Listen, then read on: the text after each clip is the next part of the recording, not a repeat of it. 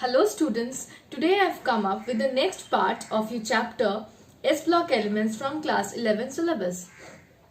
So today I'll start with the alkaline earth metals and the physical trends. I'll start with the electronic configuration and the physical properties trends, but in the next video I'll continue with the trends in the physical properties only. Okay, so let's start with it. So among the S block elements, the first were the alkali metals, and now it's turn for the alkaline earth metals. Okay, so alkaline earth metals starts with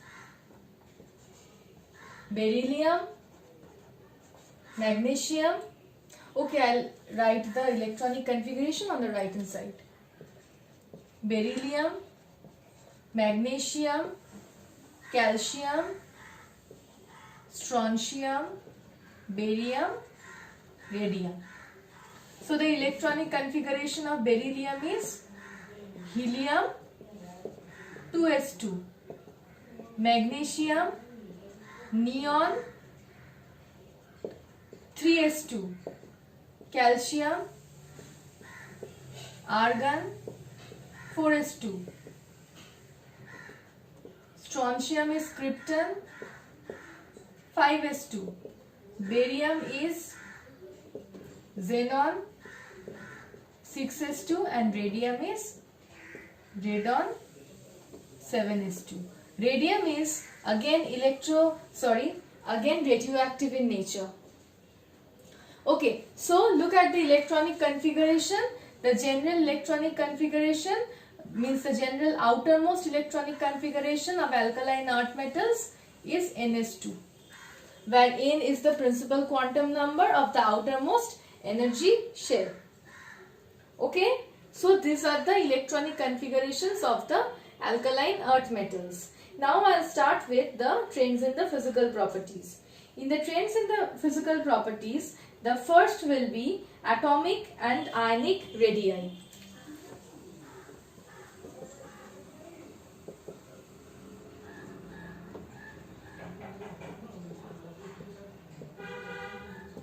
Atomic and ionic radii. Okay. So, you all know this, but still I will again continue saying, across a period, the atomic number increases. So, the positive charge of the nucleus will increase as the number of protons increases with an atomic number. Okay. So, the effective nuclear charge on the outermost electrons, the effective nuclear charge is denoted by Z effective, means Z star. The effective nuclear charge on the outermost electrons increases. As a result, the electrons are strongly pulled by the nucleus, and the atomic and ionic radii decreases across a period. Okay, this is across a period. So you can say one thing, that the size of alkaline earth metals, means the atomic and the ionic radii of alkaline earth metals, is less than that of alkali metals. Okay, but still alkaline earth metals are towards the left of the periodic table, so their atomic and ionic radii are less than that of alkali metals, but still their atomic and ionic radii are much bigger than most of the elements in the periodic table. Okay, so they have a bigger size, not as big as the alkali metals, but still their size is quite big. Okay, on moving down the group. On moving down the group also, atomic number increases. As a result, the Z effective increases. But this effect is not considered. Why? Because this effect is outweighed, means this effect is cancelled by the combined effect of successive addition of new shells. Means as we are moving down the group, see, there is successive addition of new shells. As a result, the quantum number increases on moving down the group. And another thing is the shielding effect of inner shells or inner electrons increases. So this combined effect outweighs the effect of increasing effective nuclear charge. So on moving down the group, the atomic and ionic radii increases. Okay, so on moving down the group, the atomic and the ionic radii increases. So as we move down the group from beryllium to barium and radium, the atomic size will increase, as well as the ionic size of Be2+, Mg2+, Ca2+, Sr2+, Ba2+, Ra2+. The size of the cation also increases down the group, and they generally form the cation of the type M2+. I am coming to this part later. Okay, so this is the atomic and the ionic radii. Now I will come to the ionization enthalpy. Ionization enthalpy is also an important part here.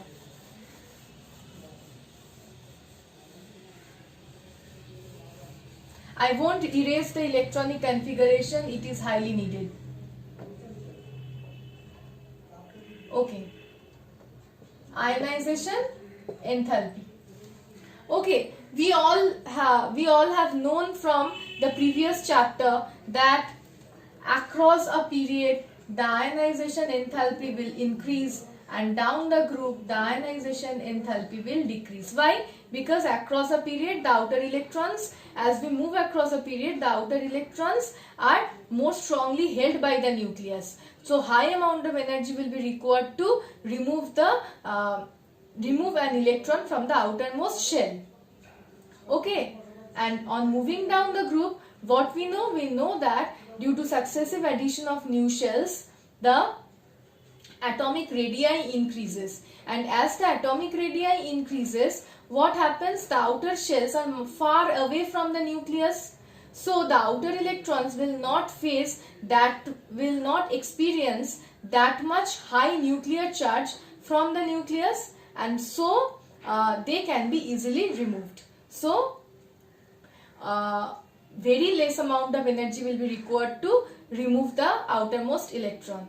So on moving down the group, the ionization enthalpy decreases. When we are talking about ionization enthalpy, we generally talk about the first ionization enthalpy. Okay, now I'll come to that what happens to the first ionization enthalpy and the second ionization enthalpy. First, let me say one thing. Sodium is in group 1, means sodium is an alkali metal, and magnesium is in group 2. I'll show you a data and then explain one thing. Okay, the first ionization value of sodium is 496 and the first ionization value of magnesium is 737. The second ionization value of sodium is 4562 and that of magnesium is 1450. This is the first ionization value in kilojoule per mole, and this is the second ionization value again in kilojoule per mole. Now look at this. Look at the values. What we have said, that across a period the value of ionization enthalpy increases. So sodium is in group 1 and sodium is in group 1 and magnesium is in group 2. So the ionization enthalpy value of magnesium should be, the ionization enthalpy value of magnesium should be greater than that of sodium. See, first ionization value is okay. The sodium has 496 and magnesium has 737. It's okay. But look at the second ionization enthalpy value. The second ionization enthalpy value of sodium is exceptionally high. Not only more than double, but many times, almost 10 times bigger. Why is this happening? Okay. Now just come to one point, that the electronic configuration of sodium is neon 3s1. When we are not writing neon, what we can write? 1s2, this is for sodium. 1s2, 2s2, 2p6, 3s1. And that of magnesium is 1s2, 2s2, 2p6, 3s2. Now see, both sodium and magnesium has a bigger atomic radii because they are at the left of the periodic table. Okay. So their outermost electron is generally loosely held. So very less amount of energy should be required to remove an electron from the outermost shell. So the first ionization enthalpy value of sodium is very less, 496. After first ionization, means after the removal of first electron, Na+, the electronic configuration of Na+ is 1s2, 2s2, 2p6. See, only one electron was present in 3s. When that one electron is removed, then the penultimate shell becomes the last shell. Okay. Now here, for magnesium, on loss of one electron,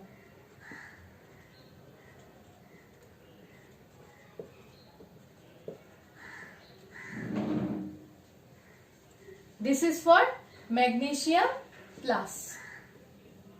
Now see, I have already explained that generally the second ionization enthalpy value is much greater than the first ionization enthalpy value. Why? Because it is difficult to remove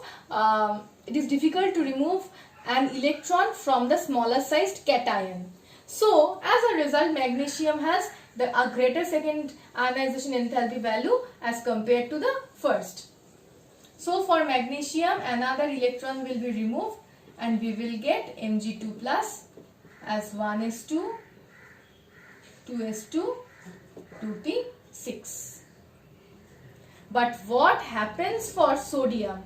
See, the 2s, the 1s, 2s and 2p orbitals are completely filled.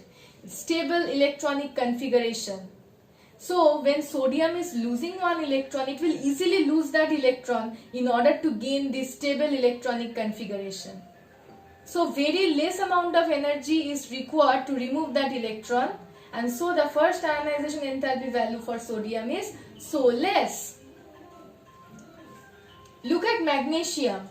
When magnesium is losing the first electron, it becomes a bit difficult for magnesium to lose that electron because magnesium has a stable electronic configuration of 3s2. But still, because of the bigger size of magnesium, the outer electrons are not strongly pulled by the nucleus. So, one electron can be removed from magnesium. That's why a much greater energy is required for removing that electron, and so for magnesium, the first ionization enthalpy is greater than that for sodium. It is 739. Okay, 737. Okay. And now we all know that it's difficult to remove an electron from a smaller sized cation. So the second ionization enthalpy value of magnesium is greater than the first. Okay. But see, if magnesium plus is having one outermost electron, then if that electron can be removed, then magnesium will gain a stable electronic configuration of 1s2 2s2 2p6. So not much higher energy will be required to remove this electron. That's why the second ionization enthalpy value for magnesium is not as much. But if sodium has to remove another electron, then it will greatly disturb the stable electronic configuration. As a result, it becomes very difficult for sodium to remove another electron. So very high amount of energy will be required to remove an electron from this 2p orbital. So the second ionization enthalpy value for sodium is exceptionally high, means this does not happen. This does not occur that sodium is having a charge of Na2+. Okay? And again the case for the formation of Mg3+. Mg3+ is almost negligible. The third ionization energy for magnesium is exceptionally high. Again because of the same reason, because if another electron has to be removed from Mg2+, then it has to be removed from the completely filled 2p orbital. This does not occur. So the third ionization enthalpy value of magnesium is exceptionally high. So this is up till this in this video. In the next video I'll continue with the physical properties.